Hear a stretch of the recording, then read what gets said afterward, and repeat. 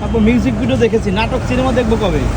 দেখতে পাবেন, দর্শক যদি চায়, দর্শকের যদি ডিমান্ড থাকে অবশ্যই দেখতে পাবেন। আমাদের ওইরকম মেইন স্ট্রিমের কাজ ওরা আমার একসাথে, এগুলো নিয়ে আমরা এখনো ওরকমভাবে পরিকল্পনা করি নাই।